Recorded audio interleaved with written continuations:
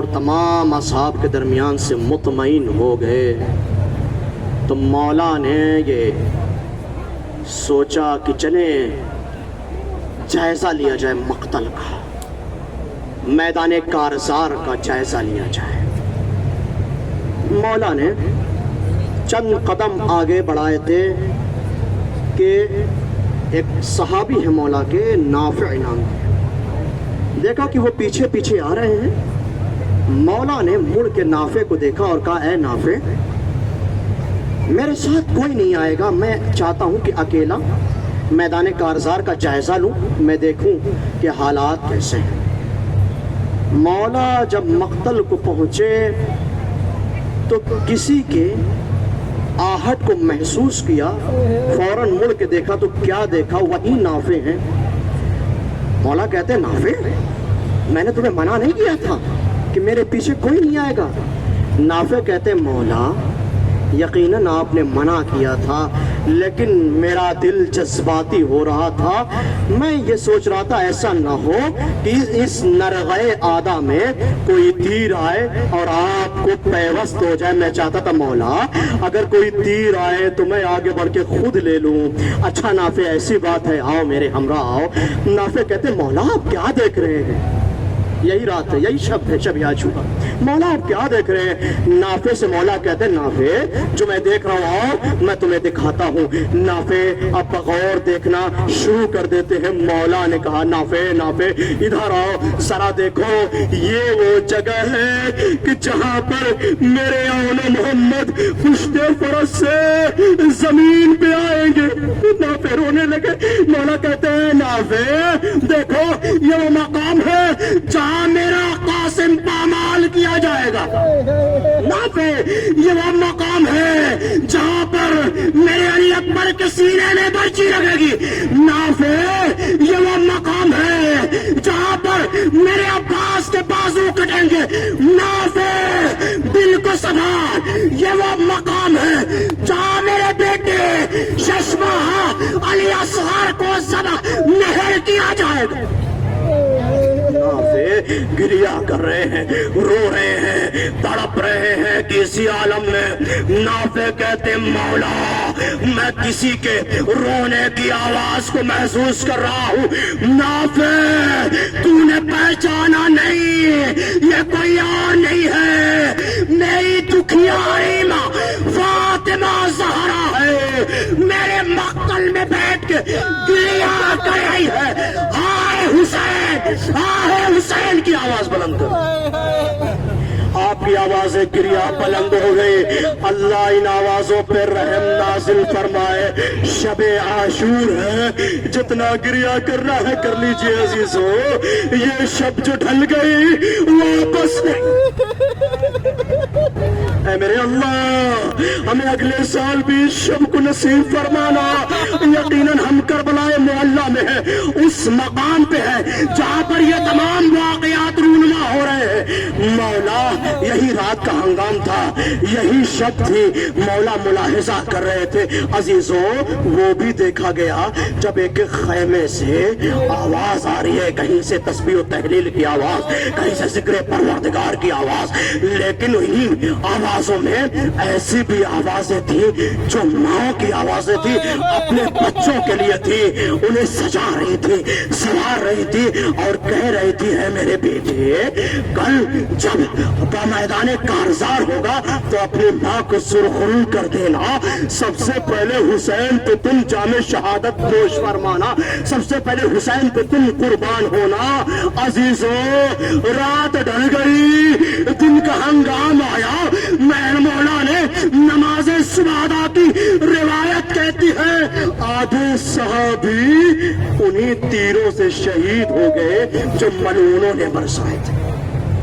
اب عزیزوں جو آدھے صحابی تھے وہ ایک ایک کر کے اذن شہادت لیتے ہیں، میدان کارزار میں جاتے ہیں اور اپنی جام شہادت نوش فرما لیتے ہیں۔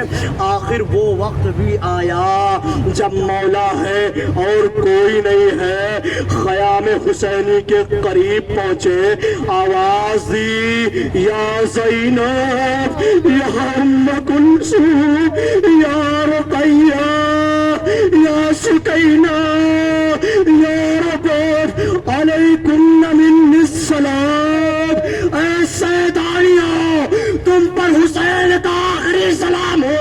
جیسے ہی آواز کو سنا خیام سے رونے کی آوازیں آنے لگی۔ زینب نے اشارہ کیا، مولا کو خیمے میں لے کے گئی اور اس کے بعد ایک پھٹا ہوا کرتا نکالا، حسین کو عطا کیا۔ بابا بھیا اسے زیب تن کر لیجئے۔ جیسے مولا نے زیب تن کیا، مولا زیب تن جیسی اس لباس کو کرتے ہیں، جناب زینب بڑھ کے گلے پہ بوسہ لے لیتی ہے۔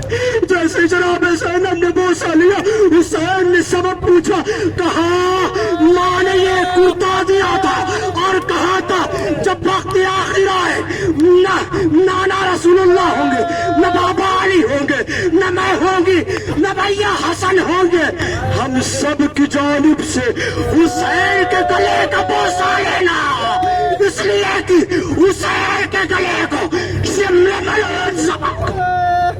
اجرکم اللہ، خدا آپ کو کوئی غم نہ دے سوائے غم سید الشہداء کے۔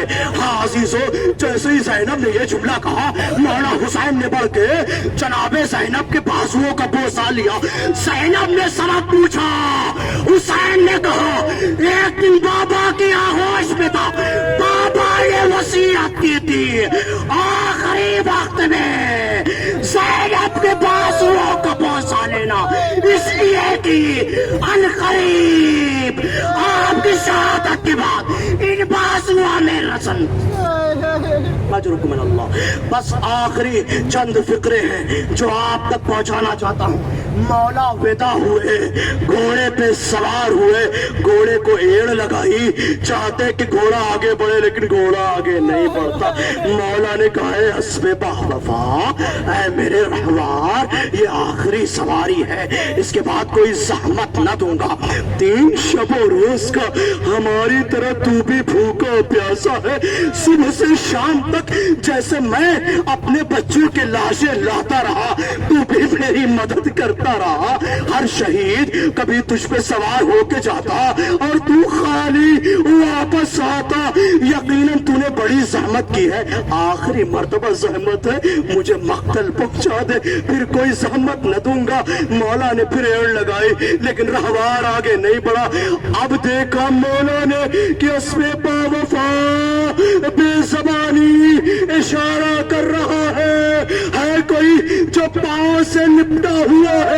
حسین نے جو دیکھا کوئی اور نہیں، ننھی بچی سکینہ گھوڑے کی ٹاپوں سے لپٹی ہوئی یہ بہن کہہ رہی ہے، اے میرے بابا کے گھوڑے، میرے بابا کو مقتل نہ لے جاؤ، اس لیے کہ صبح سے شام جو بھی گیا وہ واپس نہیں آیا۔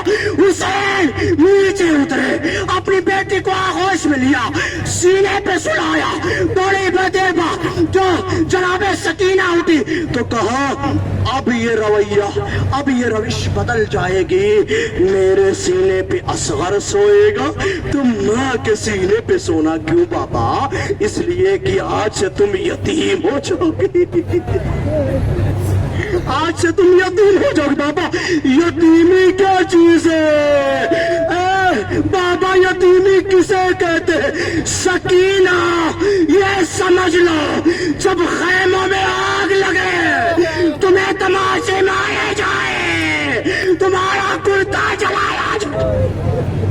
مولا میدان کارزار میں آئے، شاندار جنگ کی، جنگ کرتے کرتے ندائے غیبی آئی، یا ایتھا النفس المطمئنہ ارجعی الی ربک راضیۃ مرضیہ فادخلی فی عبادی وادخلی جنتی۔ مولا نے تلوار کو نیام میں رکھا، فوج نے حملہ کرنا شروع کیا، کوئی تلوار مارتا ہے، کوئی نیزہ مارتا ہے، کوئی بھالا مارتا ہے، جس کے پاس کچھ نہ تھا تو پتھر اٹھا کے مولا پہ وار کرتا، کوئی دھول پھینکتا۔